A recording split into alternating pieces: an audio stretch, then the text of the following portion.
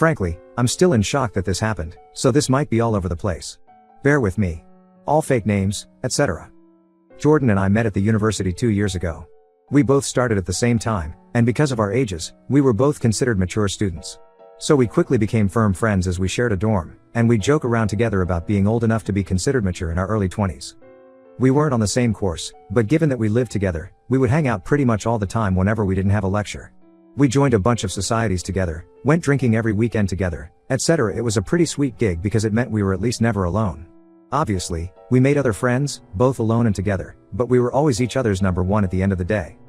At the moment, we're on spring holidays for Easter. And while we haven't hung out constantly, we decided to make plans to visit each other's hometowns because we're from very starkly different places. Today, we went to mine. Mine is a big city. This morning we went there and were wandering down the streets, doing some sightseeing, because he's never been. There's typically a lot of street sellers here, trying to sell you everything from hot dogs to fluffy Pokemon hats. I decided I wanted to get a caricature done. I've never had one, and I thought it would be funny to get it and hang it over my bed when we got back for term. I asked Jordan if he wanted to get in, and he refused. No worries, so I sat down to get it done. They don't take very long, 5-10ish minutes, so I looked straight forward at the artist the entire time. He finished the caricature, and I loved it. So obviously, I turned to show it properly to Jordan. When I turn, I literally don't even know what to say. He's down on one knee, holding up a ring box. I don't even really know what he said, if he did the whole proposal speech thing, because I was so confused, I was barely paying attention. Remember again, this is a super busy tourist city, so this has drawn a mini crowd now, coming over to cheer us on. I couldn't help but burst into laughter. To be honest, I thought this was some kind of odd prank type thing.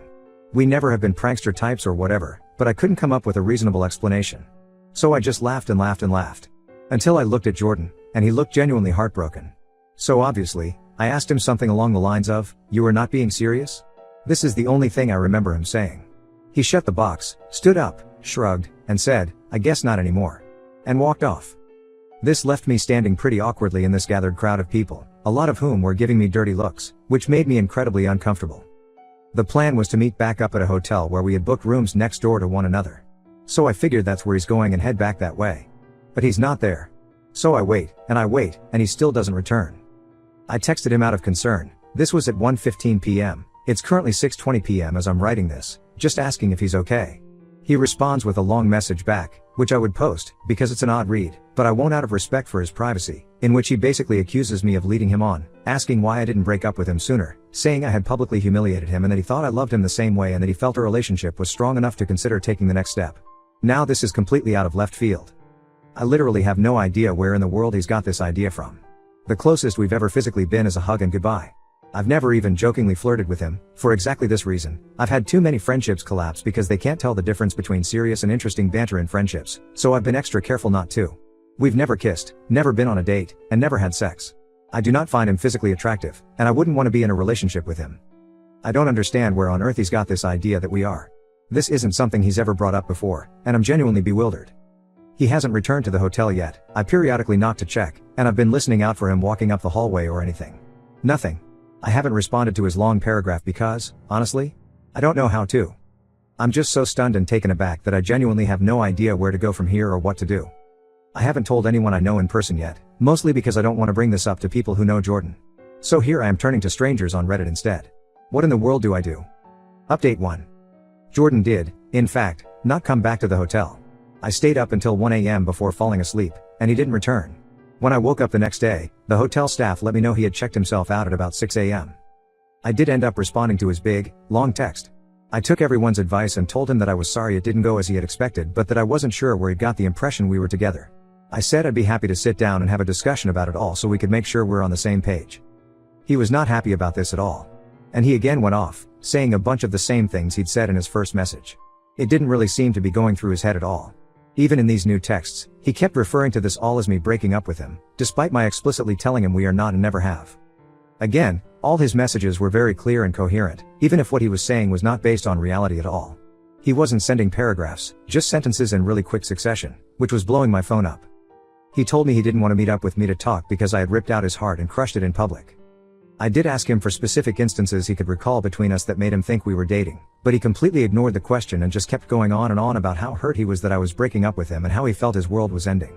He said he loved me more than anything and had felt so confident that I had too, which is why he felt so certain about proposing to move our relationship along.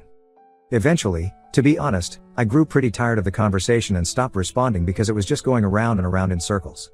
Me asking where he got this idea, him ignoring this and telling me how hurt he is that I'm breaking up with him over this, etc. He went on, saying he thought it would be a ring I liked because it was my favorite gem, a ruby, instead of a diamond. It's got me wondering how much he actually spent on this damn thing. I didn't look very clearly at the ring, so I couldn't tell if it was something super expensive or not, and that he had been working up the courage to do so for a while and figured doing it when I was at home would make it more special. For a while, he was just talking to himself in my texts because I wasn't responding anymore. When I checked back about 20 minutes later, I had something like 60 messages from him. Granted, they were all one sentence. At the very end, he apologized and told me that it didn't matter anyway because I wouldn't see him around anymore. Obviously, I was concerned, so I asked for clarification. He said that he was going to drop out of university and go back home because he couldn't deal with the shame. That's where our conversation ended. I didn't really know how to respond to that. As it stands now, I don't really know where Jordan is. I didn't ask him, which is my fault. I'm not sure if or when we will talk again. I'm sorry, this is quite a boring update.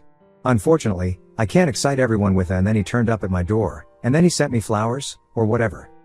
It feels like a lot is unanswered. I still don't know where he got the idea we were saying from. He hasn't explained that.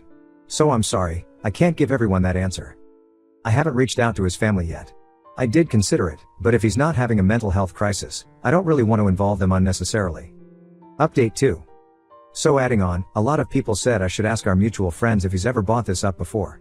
Ever suggested we were dating, etc. All of the people I've asked, granted, it was only 5, said that they've not got a clue, and he's never mentioned it before now. I don't know then if this is something that he's just started thinking about, if it's been something long-term, etc. Either way, in addition, I've also screenshotted all of his texts, etc., just in case. Reading back on them with a slightly less confused mindset, they read pretty manic. I still haven't heard back from his mom just yet. Edit. Hey, I'm not dead. I'm back at my parents' house at the moment, and I'll be staying here until school picks back up in a bit instead of traveling around. It's nice to be home anyway. Final update. Hey, it's me again. I'm still doing okay and hoping this will be the last update I need to make. Granted, I thought the last one would be the last. I did say I wasn't going to make another update unless something significant happened. That's why it's been a week, so I'm sorry for the silence. Following my update post, Jordan's mom did message me back on Facebook that same day. We had a chat for a little while. She's a really nice lady. She agreed though that this was incredibly out of character for Jordan, and in fact, she mentioned a few other things that she had noticed as being off about him in the last few weeks. Nothing crazy, just things here and there she'd never known him to do or say. I spoke with her at length about Jordan's mental health and potential psychosis, and she told me that there is a history of mental illness on his dad's side, including a paternal uncle's suicide, but that she doesn't know all that much about it because they've not spoken to one another in quite a while. Our conversation lasted about an hour. I showed her Jordan's texts, etc., and she agreed that they sounded quite manic, regardless of how coherent they were. A lot of people also asked if he had told our mutual friends and acquaintances that we were dating. I did message our mutual friends, our dorm mates, etc., and they all basically said they've got no idea what I'm talking about. So it seems he's just been sort of having these thoughts by himself without expressing them? I don't know how to get in contact with his close friends that we don't share, so I can't really ask them. Anyway, for a few days, that was it. Until yesterday evening anyway, which is where the big and positive, depending on how you see it, update comes. I got word from Jordan's mom that he had been detained under Section 136 by the police. For anyone not from the UK or who, like me, doesn't know what that is, from what I can tell, it basically means he was suffering from an obvious mental health disorder in public, with their behavior concerning enough that they're a danger to themselves or to others, and police think they need immediate and urgent care. What I know from here is pretty minimal. I'm not sure where he was taken, but his mom said that he would be there for the day while they perform a mental health assessment, so I assume that's what they're doing today. She said that essentially, he had been out in the streets yelling about things, she didn't specify what, and intimidating other people on the street. He was throwing things around and generally just causing a lot of issues. The police got called because people thought that he was drunk. They established he wasn't, not sure if that's just from how he was acting, breathalyzer, etc. I honestly don't really know how it works, and that's all I know. His mom and I again had a chat, and we sort of assumed that mental health or psychosis were likely right.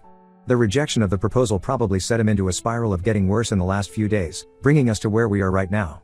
I do feel pretty awful about that. I'm doing my best not to blame myself, but it's hard not to feel like I caused it. Either way, he is currently with the police, mental health professionals, etc., likely being assessed. I don't know how the system works, so I'm not sure what will happen beyond this point. If someone with more knowledge wants to chime in, please do. I'm hopeful, though, that this will mean Jordan will be able to get some help with whatever it is he is currently dealing with. My hope is therefore that I won't need to update again, and this can end here. I have yet to speak to the university about the situation. I'm not really sure how or if I should approach that, so I'm leaving it be for now. This has been a whole lot of emotion, and I really appreciate the help of everyone on my last 2 posts. Again, I won't update again now unless something major happens, but I highly doubt I will learn much more. Thanks again, everyone, and thanks for following along. It's been really reassuring to have this support and people with way more understanding than I have to help me.